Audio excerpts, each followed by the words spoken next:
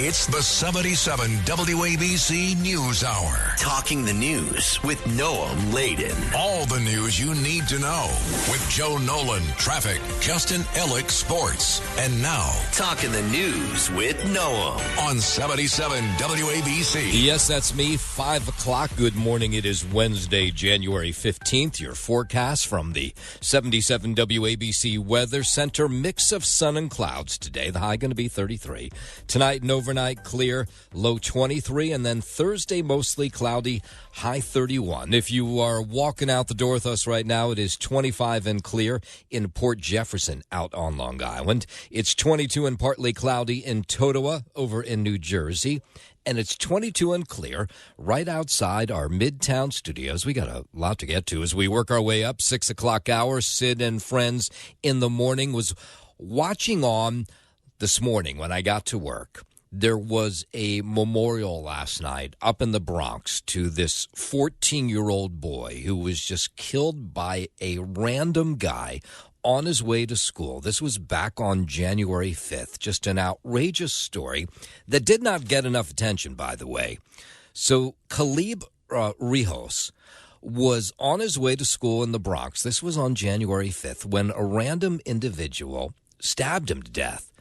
And his family last night says this guy should have never been on the street, which is obvious in the first place. He had been involved in a bunch of other crimes, clearly had mental health issues. And they want us to know, and rightfully so, what they lost when they lost Caleb. His dreams was to be a football player. He said that he wants to take care of us, when he grows up. He was a very beautiful boy. Everybody loved Caleb. He was so special. About 100 people braved the cold last night to take part in this memorial to honor this freshman football player who, like any kid, was full of dreams. Police say Caleb was walking to school when he was stabbed multiple times in the chest. Cops caught up with the suspect. His name is Waldo Meja. Rios reportedly, after he had been stabbed, called his father for help.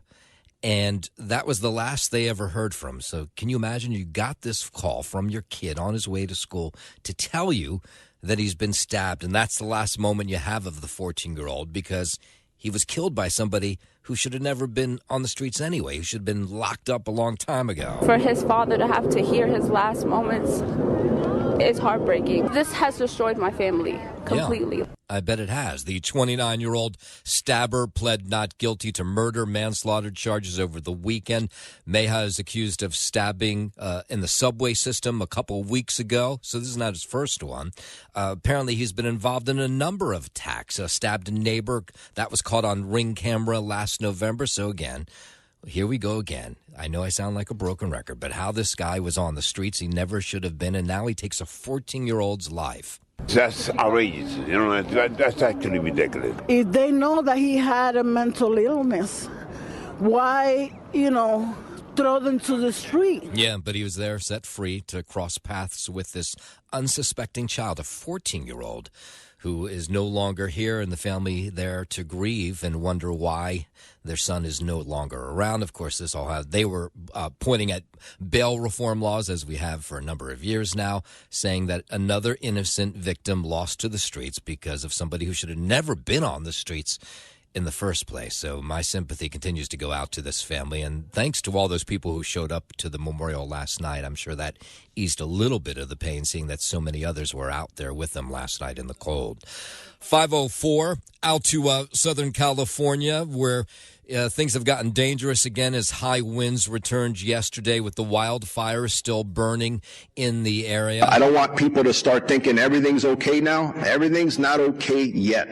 We'll get there. We'll get there together. But again, the wind's blowing, and it's going to continue to blow. That's a member of the L.A. County Fire Department. Wildfires near Los Angeles, of course, erupted a week ago, have damaged, destroyed structures, about 12,000 now. Maybe it's actually more than that. Killed 24 people, 23 still missing. National Weather Service has issued this rare, particularly dangerous situation red flag warning for the area that's going to last through today. Winds began to ramp up yesterday. Some areas seeing gusts over 70 miles per hour.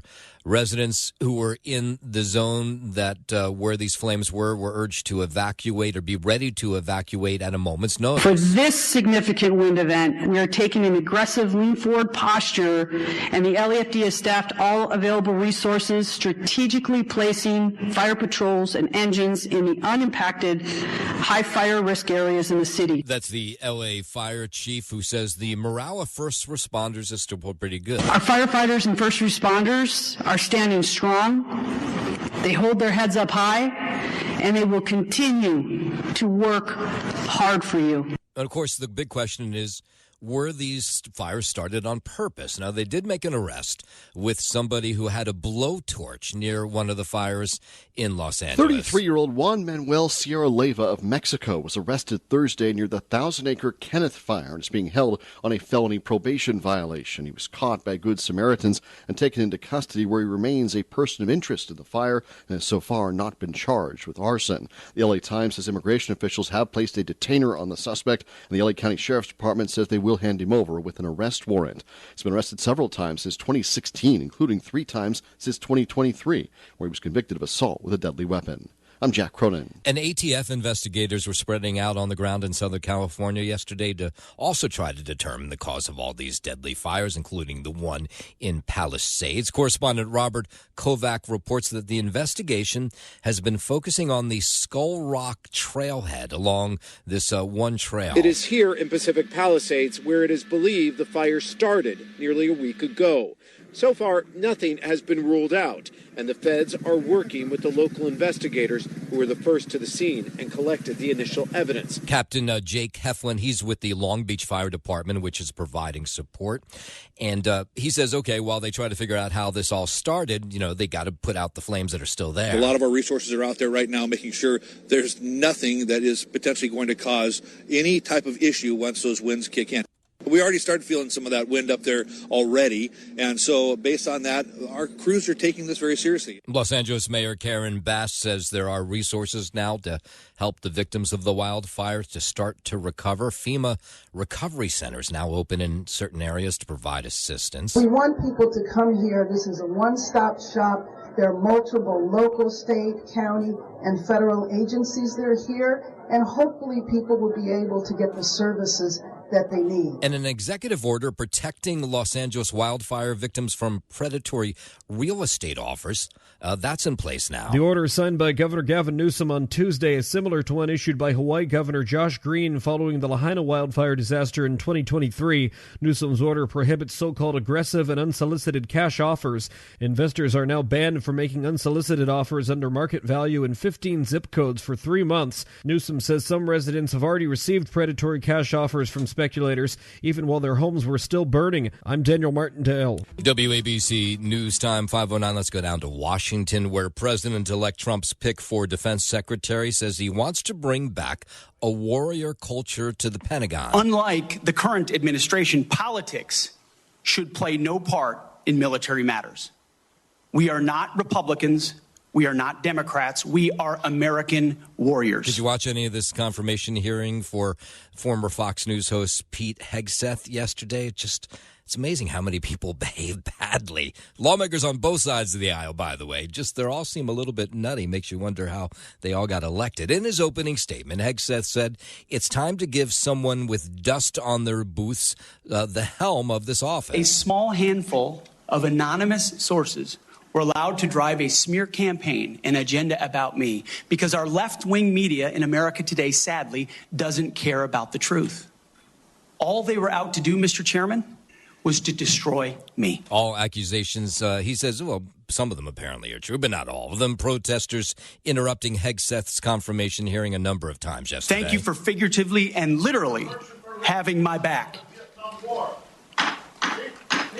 That guy yelling that he's a misogynist. Hegseth faced grilling from Democrats during the hearing. If you are saying that women shouldn't be serving in the military, and I'm going to read you your quotes, because the quotes themselves are terrible.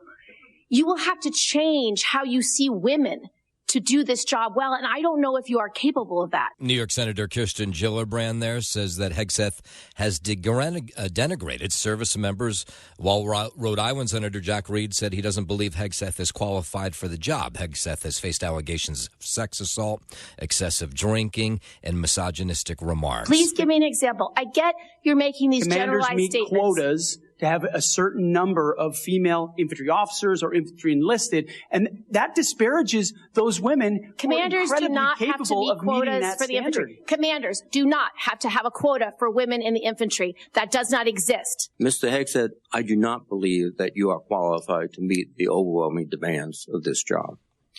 We must acknowledge the concerning public reports against you. And then later today, the Judiciary Committee going to hold a hearing to consider Pamela Jo Bondi's nomination for U.S. Attorney General. Iowa Senator Chuck Grassley, who's chair of the Judiciary Committee, said he's looking forward to this hearing. I'm very impressed with Bondi's track record as Attorney General of Florida. I look forward to learning more about her plans for the Justice Department. I'm leaning towards voting for her. WABC News Time 512. An Oklahoma death row inmate who was waiting for his execution date passed away. Well, we can confirm that the death row inmate, Byron Shepard, was pronounced dead early this morning. He was pronounced dead at a local hospital. So they don't really know what happened. They didn't suffer any physical injury or trauma. He says they say the state medical examiner's office will determine an official cause of death. Byron Shepard was given the death penalty for shooting a police officer, Justin Tierney, to death during a traffic stop. This was in March of 2017. Shepard was 43 years old. There were no signs of physical injury or trauma to the body. So the medical examiner's office has been called in to determine the official cause of death. And they will do a full investigation to determine the official cause of death. That will include, among other things, a toxicology report. So the Office of Inspector General will investigate. That happens any time that there's a death in one of our facilities. 513, former First Lady Michelle Obama is not going to attend President-elect Trump's inauguration on Monday. Her office did not provide an explanation for why she will not be attending. Former President Obama is confirmed to be attending Trump's second inauguration. Michelle Obama also did not attend former President Jimmy Carter's funeral last week. President-elect Trump's inauguration will be held Monday. I'm Brian Shook. Yeah, the guessing game going on of why she's not going to be there. Now, you remember she was at the inauguration when Donald Trump took over after President Obama, but apparently, and then she wasn't at Jimmy Carter's funeral last week. Now at this inauguration, of course, the rumor mill's going, and they could probably set the record straight by saying why she's not going to be there. President Biden establishing 2 new national monuments in California that'll honor Native American tribes. Today's action will also protect and preserve mountain ranges and rugged canyons, desert floors and deep valleys, sandy slopes, stunning peaks. The president signing these proclamations yesterday that create the Choquala National Monument that's in Southern California near Joshua Tree National Park, and the Sedalia National Monument, and that one is in Northern California. This action also preserves the mosaic of trails woven together by tribal nations that trace their origins back thousands of years. Both those acts together will protect about 850,000 acres of land in California of what they call scientific, culture, ecological, and historical importance. Biden spoke about the importance of that designation during that press conference yesterday. 5:15 now. Let's head over to the 77 WABC Sports Desk. Happy Wednesday. Good morning, Justin Ellick. Happy Wednesday. Good morning to you, Noam Layden. We'll begin with our local triple header in the NHL last night that ended with 3 local losses. In Elmont, the Islanders got shut out by the Ottawa Senators. The final score 2-0. Marcus Hogberg stopped 23 shots in his second consecutive start for New York, which dropped the opener of a 7-game homestand. Elias Sorokin was available, but didn't play due to illness, and Semyon Varlamov is on the IR. The Islanders fell to 9-16-3 on a line the opening goal, and 9-18-6 when they do not score on the power play. They had won 3 straight prior to the loss.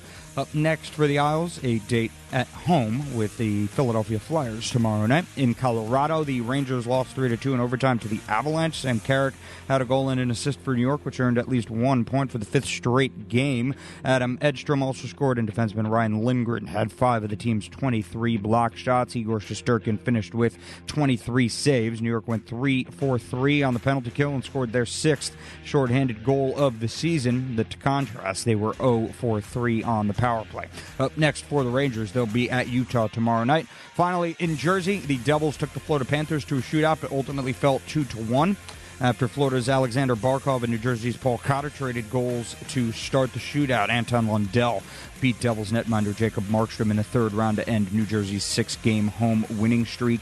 Devils captain Nico Hischier tied the contest at just about the 2.5-minute mark of the third with his 20th goal, with assists to Bastian and Meyer. Markstrom made 27 saves.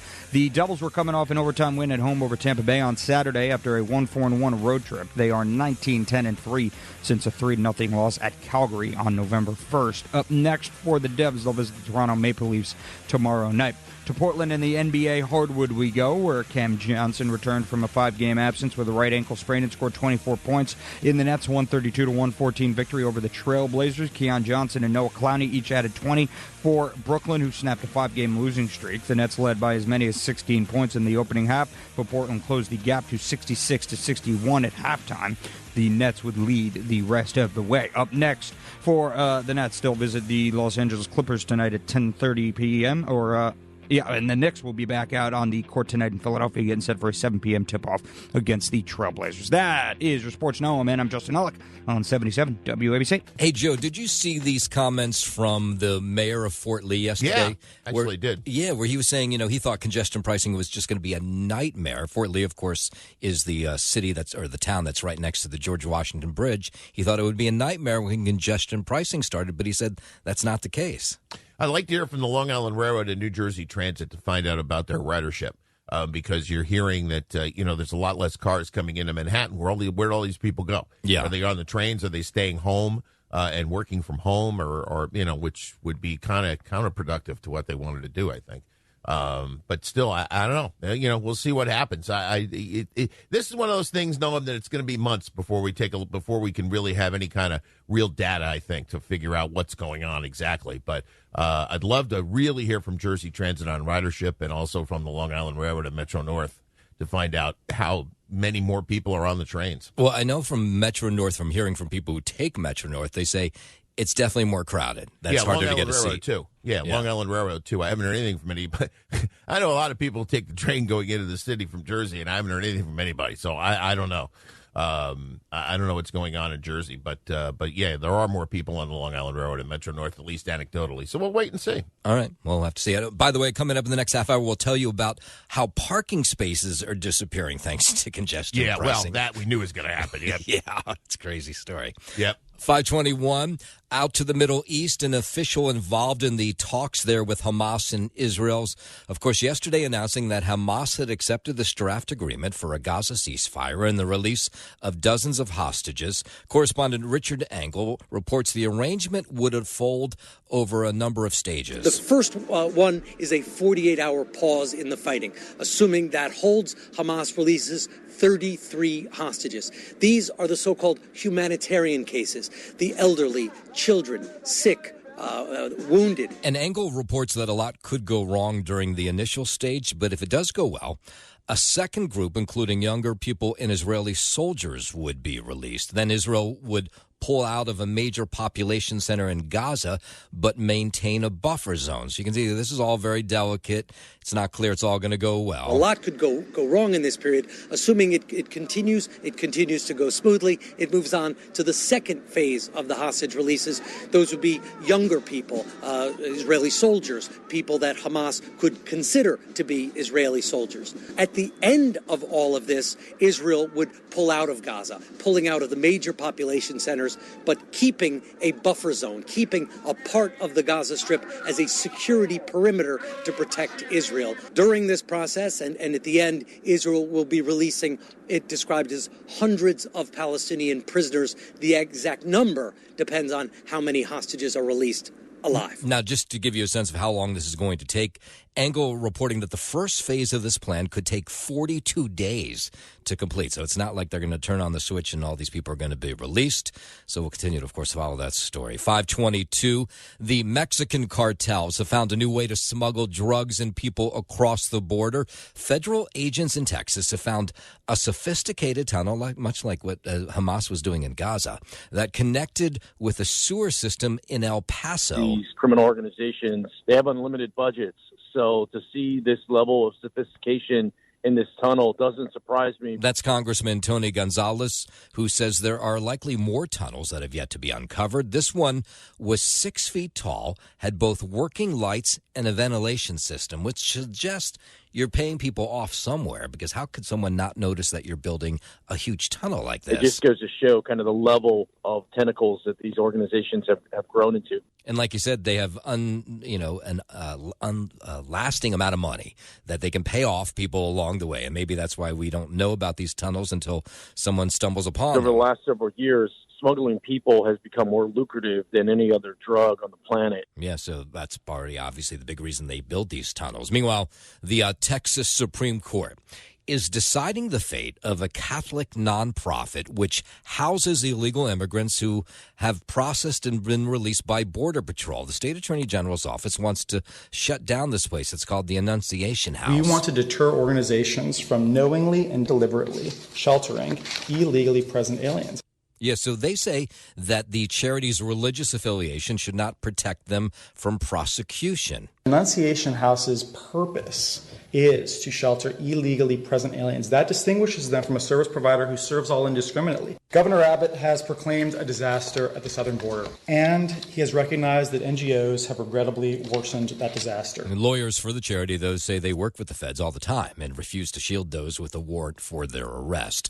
A former Minneapolis police officer connected to the death of George Floyd will soon be a free man. The Federal Bureau of Prisons says J. Alexander King is scheduled to be released today from the FCI Elkton facility in Ohio. He was one of 4 officers convicted in connection with the death of Floyd in 2020. King was sentenced at the state level with 3.5 years of prison time after pleading guilty to aiding and abetting second-degree manslaughter. He also served a 3-year federal sentence after he was charged with violating Floyd's civil rights.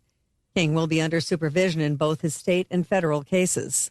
I'm Tammy Trujillo. From Minneapolis, we go to Las Vegas, where the ex-girlfriend of the man who died in that Tesla Cybertruck explosion in Las Vegas on New Year's Day is speaking out. Alicia Arrit dated Matthew Livelsberger, a decorated military operations sergeant who served in the U.S. Army as a Green Beret. She tells the Las Vegas Review-Journal his 2019 deployment to Afghanistan absolutely broke him. Arrit also says Livelsberger suffered serious brain injuries before his deployment in 2019, but was able to cope with them. She says Livelsberger wouldn't talk about his experiences after returning home from Afghanistan and seemed ashamed. Detectives believe the 37-year-old shot himself to death at the same time the explosives went off in the truck, which was parked in front of the Trump International Hotel. I'm Daniel Martindale. WABC News Time 526. Let's try that again.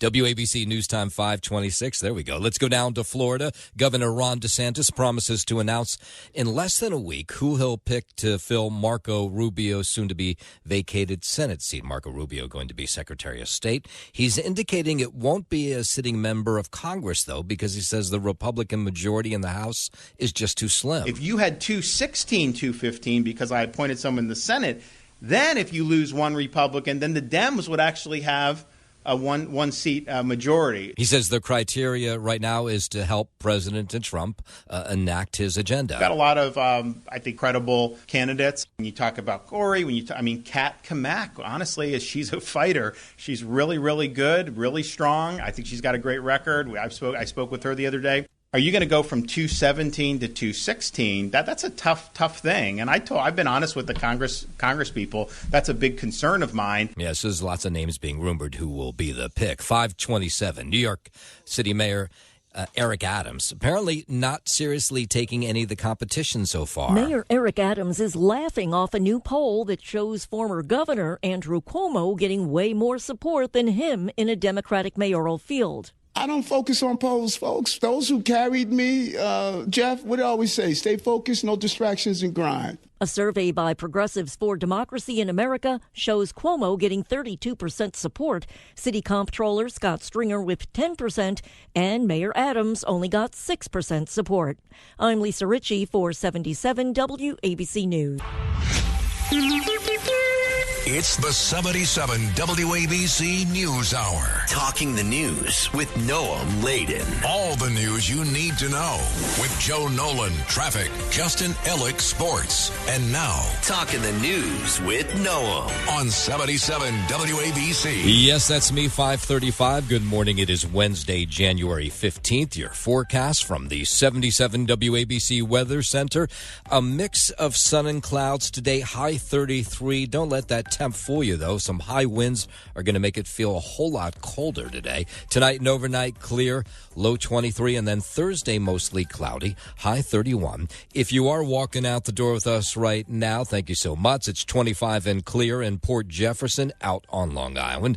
22 partly cloudy in Totowa, over in New Jersey, and it's 23 and clear right outside our Midtown studios. We were talking in the last half hour about the potential for a ceasefire in the Middle East, and you can imagine the roller coaster ride some local families are going through as they hear about the potential for a ceasefire. Some of them are the hostage families, American families of Israeli hostages being held in Gaza. One of them is Edan Alexander. He's the young kid from Tenafly, New Jersey.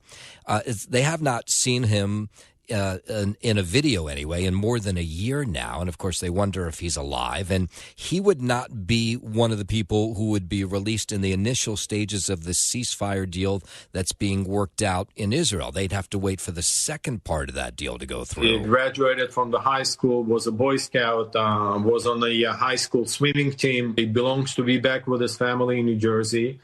We're pushing for the very, very simple ask. No American being left behind. That's Edan's father, who still lives in Tenafly. Edan, not one of the 33 hostages who would be released in that first phase. Neither is the 47-year-old father of two, Omri Miran. His brother-in-law lives here in Manhattan.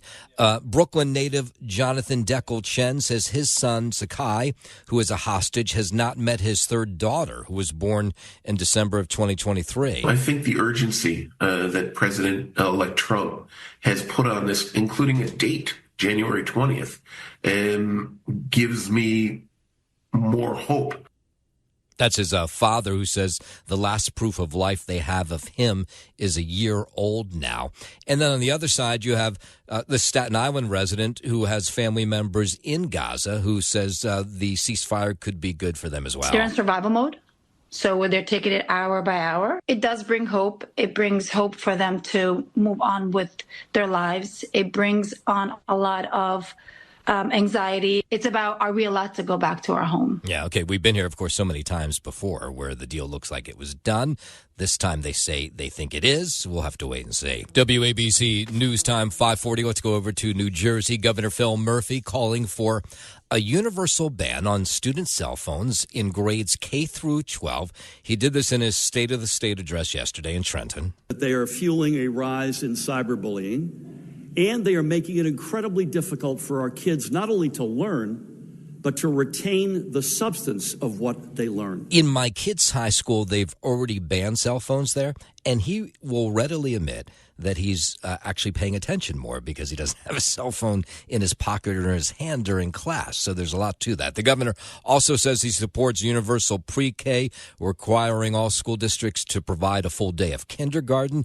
In his final year in office, Murphy also promoted paid parental leave for all state workers, tax reform, and mobile driver's licenses. New Jersey has emerged as one of the top 10 fastest growing states in the country. Murphy, who is served 7 years now, he's term limited, he can't run again, says he still has a lot of work to do in his last year. I'm not done yet. We're not done yet. And New Jersey is just getting started. And together, we're going to show the world what it means to be the best place to live, work, and raise a family. We're from Jersey, baby. We never slow down. All right. And together, we're going to run through the tape. Thank you all so much. God bless you all. Murphy giving that State of the State yesterday, while over here in New York, Governor Hochul focusing on affordability in her State of the State address. She's calling for a sweeping middle class tax cut. The tax cut I propose today and will fight for in the coming months will deliver the lowest tax rates in 70 years. Governor also proposing a so-called inflation refund and an expansion of the child tax credit, free meals for millions of K-12 students, and plans to put the state on a pathway to universal child care. I want to partner with the legislature to put our state on a pathway toward universal child care. That really matters. And the governor is vowing to work with the New York City to increase police presence in the subway system. In fact, she wants cops on every train overnight now. I want to see more uniformed police officers, not just on the platforms, but more importantly, on every single train overnight, 9 p.m. to 5 a.m. for the next 6 months. And she says she's going to invest some money in mental health for the homeless who we see riding the trains and sitting on the platforms, instead of languishing on trains and frightening fellow commuters. I say this because enough is enough. The chaos must end now. Now we have to wait and see if she can get any of that done. 5:43, Mayor Adams continues to dismiss this poll that shows former New York Governor Andrew Cuomo favored to be the next leader of City Hall. According to Politico, a poll from Progressives for Democracy in America shows Cuomo holds a 20-point lead over Adams, with the New Yorkers assessing the job he's done so far. Glad with some of the things he's done. I think he brings somewhat of a street law enforcement perspective to the picture. Having said that, there's room for improvement there. Do you think he's done a good job for the city? Look at the city. Look at transit. Now, Mayor called this poll bogus. And by the way, he actually may be right about that. So we did a little research yesterday on this group that did the polling, Progressives for Democracy in America. Nobody got back to us, but we did find out who did the polling for them.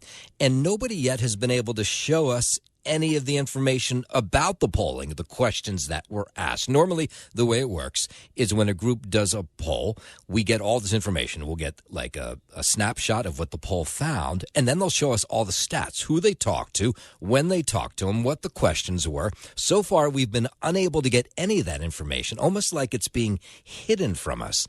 So the question is, who's really behind this? Some people say maybe Governor Cuomo, as meanwhile, New Yorkers say the poll does have it right in one way, and that Mayor Adams is not a popular man here in the city. A lot better than Mayor Adams. I think he probably could do as good of a job as Giuliani did in cutting crime and getting the city Cuomo back here to where it needs to be. I think there's a couple of shortcomings from Mayor Adams, and I think overall, if you look at both of their records, I would say Cuomo. And New Yorkers say they'll have to choose between the two, apparently, despite the allegations that they both face, of course. Given the state of American politics, it seems that there are no disqualifying issues.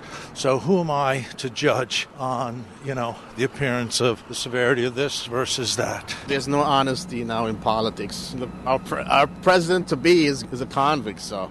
5:45, let's head over to the 77 WABC Sports Desk and Justin Allen. Now, thank you, Noam Layden. Start here with our local triple header in the NHL last night that ended with 3 local losses. In Elmont, the Islanders got shut out by the Ottawa Senators. The final score 2-0. Marcus Hogberg stopped 23 shots in his second consecutive start for New York, which dropped the opener of a 7-game homestand. Ilya Sorokin was available but didn't play due to illness, and Semyon Varlamov is on the IR. The Islanders fell to 9-16-3 when allowing the opening goal and 9-18-6 when they do not score on the power play. They had won 3 straight prior to the loss. Up next for the Isles of Dade at home with the Philadelphia Flyers tomorrow night. In Colorado, the Rangers lost 3-2 in overtime to the Avalanche. Sam Carrick had a goal and an assist for New York, which earned at least 1 point for the 5th straight game. Adam Edstrom also scored, and defenseman Ryan Lindgren had 5 of the team's 23 blocked shots. Igor Shesterkin finished with 23 saves. New York went 3 for 3 on the penalty kill and scored their 6th shorthanded goal of the season, but to contrast, they were 0 for 3 on the power play. Up next for the Rangers, they'll be at Utah tomorrow night. Finally, in Jersey, the Devils took the Florida Panthers to a shootout, but ultimately fell 2-1 after Florida's Alex Alexander Barkov and New Jersey's Paul Cotter traded goals to start the shootout. Anton Lundell beat Devils netminder Jacob Markstrom in the third round to end New Jersey's 6-game home winning streak. Devils captain Nico Hischier tied the contest at just about the 2.5-minute mark of the third with his 20th goal, with assists to Bastian and Meyer. Markstrom made 27 saves. The Devils were coming off an overtime win at home over Tampa Bay on Saturday after a 1-4-1 road trip. Up next for the Devs, they'll visit the Toronto Maple Leafs tomorrow night. To Portland in the NBA hardwood we go, where Cam Johnson returned from a 5-game absence with a right ankle sprain and scored 24 points in the Nets' 132-114 victory over the Trailblazers. Keon Johnson and Noah Clowney each added 20 for the Nets, who snapped a 5-game losing streak. They led by as many as 16 points at the opening half, but Portland closed the gap to 66-61 at halftime. The Nets would lead the rest of the way. Up next for the Nets, they'll visit the LA Clippers tonight for a 10:30 p.m. tip-off. The Knicks will be back on the court tonight in Philadelphia, getting set for a 7 p.m. tip-off against the Sixers. That's your Sports Know, and I'm Justin Ellick on 77 WABC. WABC News Time 5:49. Congestion pricing has increased the battle for parking spots big time, especially in certain neighborhoods. Since the plan went into effect a little over a week ago, drivers have become desperate to find ways to park above 60th Street so they don't have to pay that $9 toll. And people in those neighborhoods, especially on the Upper West Side, say they've noticed that it's harder to get a spot. Now, I will point out, it's always hard to get a spot on the Upper West Side, but these people say it's even harder now. Here's a doorman that works in a building on the Upper West Side right above 60th Street. Since Monday, it's been very hard. Different cars, different plates, definitely, yeah. You see a lot of New Jersey plates? Yeah, that plate. Now, Eyewitness News was watching them yesterday. They counted a bunch of New Jersey license plates in this 2-block radius right near the 66th Street subway stop. And people in that neighborhood saying, yeah, it's harder to park in the last week. While I'm walking away from my car, I see the people arguing. Everything's just diverted to other areas. And, and New Yorkers are upset about it. I myself have spent about 2 hours almost looking for parking here. Really? That's before the congestion pricing. So I can imagine now. Now, the city could fix that if they just had parking permits, but they've refused to do that over the years. Up in Washington Heights, right near the George Washington Bridge, same issue. People coming over the bridge and then wanting to save on the $9 toll, looking for spots in that neighborhood. Definitely a lot more Jersey plates. So actually this morning, coming off the bridge, because I live close towards 187, where the bridge is. Yeah. So this morning, definitely there was more congestion, more traffic, more buses, and more cars. Now, when you talk to drivers, you get a mixed response. Now, of course, nobody wants to have to slap down $9 or $2.25 overnight. Some people, $6, depending if you're coming through a bridge or tunnel, you get a little bit of a discount. But they say once you get into the zone, it has been better. Now, not everybody's reporting that, but a lot of people are. There's less traffic, and that doesn't mean it's working because less people are driving and less people are paying the tolls. Slight difference. I mean, the traffic is easing, I think. Probably saves me a half hour just to get out of the city at the end of the day. Yeah. I think it should stay the way it is. Even raise it if it's going to reduce traffic. I like that guy. He's raised the toll. Let's just make it unaffordable for anybody. Now, I will point out, I have to drive. I'm in the zone, and I have to drive out of the zone when I leave work every single day. And it's been incredible how fast I've gotten home every day except for one. So I don't know if this is going to be a continued thing or if it's just the first couple of weeks of congestion pricing. But it has been quite delightful to get home early. And normally it would take me 45 minutes. It's been taking me sometimes 20 minutes, which is unbelievable, to get from here on the east side to my home in Jersey City. Meanwhile, lawmakers opposed to the congestion pricing are working with President-elect Trump to end it. One of them, Staten Island Congresswoman Nicole Maliotakis. He wants to kill congestion pricing. We are working with him now to find the legal avenue for him to do so. I believe he can. Yeah, now it may be tough to find that legal avenue. They think there may be something there, but it's not like the president can just turn off congestion pricing when he takes office on January 20th. There has to be some legal maneuvers or some sort of movement in Congress. The MTA did not do that, and Biden allowed them to get away with it. So we're suing on that front. I believe the president can turn it over, and we'll get to that when he gets actually his team in place. She's saying that they needed to go through more environmental reviews to get congestion pricing done. The MTA will tell you they went through those environmental reviews, and that's how they were able to start congestion pricing. The Starbucks on 7th Avenue in Park Slope, a really popular neighborhood, is going to close its doors for good on January 31st. Now, we have not spoken with the owner, but it could be the fact that the workers there have tried to unionize, and maybe the owner has said, I see the writing on the wall, and I may not be able to afford to stay open in this really expensive neighborhood, by the way, Park Slope. And so people coming to this Starbucks who have come there for years, well, they're upset that it's going to close. They say it's a neighborhood place to hang out. A time when people are lonely and want a little community, so yeah, it's a pity. I remember coming here from time to time when I was really little. Now, inside the Starbucks, there's a memory wall, serves as a way to highlight, they say, the importance of the Starbucks has been to the community. Some sharing stories of friends they made by sitting inside this coffee shop. Petition to save it has been pinned to the wall. But again, these workers there, they tried to unionize, and the thought is they may try to unionize a second time. So again, we haven't spoken with the owner, just a guess that maybe that person has decided they don't want to go through this battle again. The only thing that I guess was... This is a worker, by the way. ...floated around, not even directly told to us, was that the lease is expiring at the end of the year. Like, customers were coming in and they were like, I heard you guys were closing. Do you know that? And we had no idea. Yeah, so we reached out actually to the Starbucks Workers United Union to see what they would say about this, that maybe it's closing because you've tried to unionize and they have not got back to us. In New Jersey, this is really disgusting. They found that this school janitor had been contaminating cafeteria food since 2023. He pled not guilty. No, he pled guilty yesterday, rather, I should say, to second-degree official misconduct. The 27-year-old, his name is Giovanni Impilazeri. He worked in the Upperfield School District, and prosecutors say he contaminated food products and utensils in the school cafeteria with saliva, urine, and feces. The food items were intended for consumption by students and staff there. In one incident, police say he sprayed bleach in a container of cucumbers with the intent of harming the kids there. I don't know how you don't just put this guy in the slammer and throw away the key. So anyway, here's one of the prosecutors who was involved in this guilty plea yesterday, and here's what she had to say. There's also a video from the defendant's phone where he takes a dish sponge from the sink in what appears to be a teacher's lounge.